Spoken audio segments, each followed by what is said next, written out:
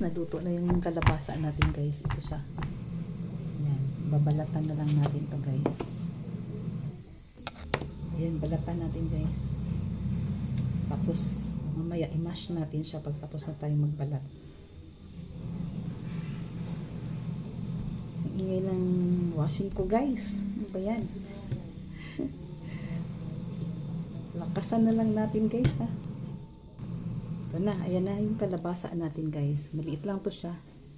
Ay, hindi pa nabalatan lahat. Ayan.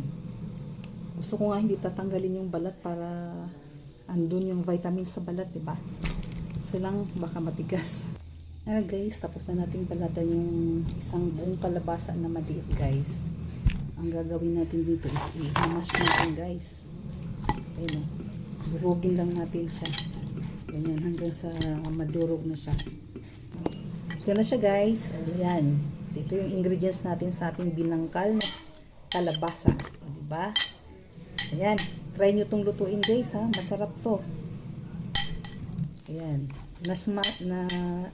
Mash ko na siya. Ayan. Kung ganito na siya, ihalo mo na yung ano natin guys. O flour. Yung flour ko is isang ganito lang. Isang cup lang.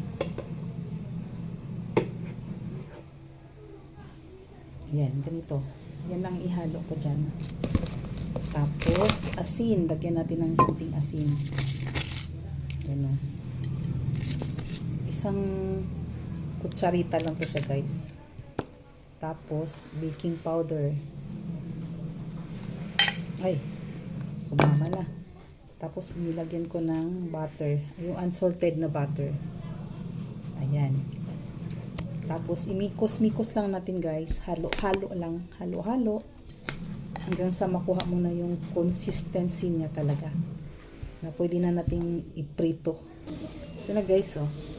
Tapos, lagyan natin ng, ayan, ito ang tubig natin. Gatas to. Ibap. Ibap siya guys. Isang cup lang.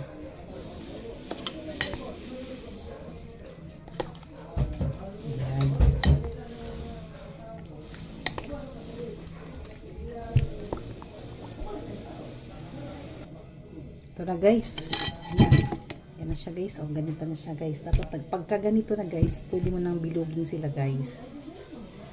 Pwede na natin silang bilugin. Sa kamay lang. Maglagay kayo ng harina sa kamay para hindi dumidikit. Ako hindi na naubusan na yung, naubos na yung harina ko. Naubos na siya guys. Ayan o. Ayan na.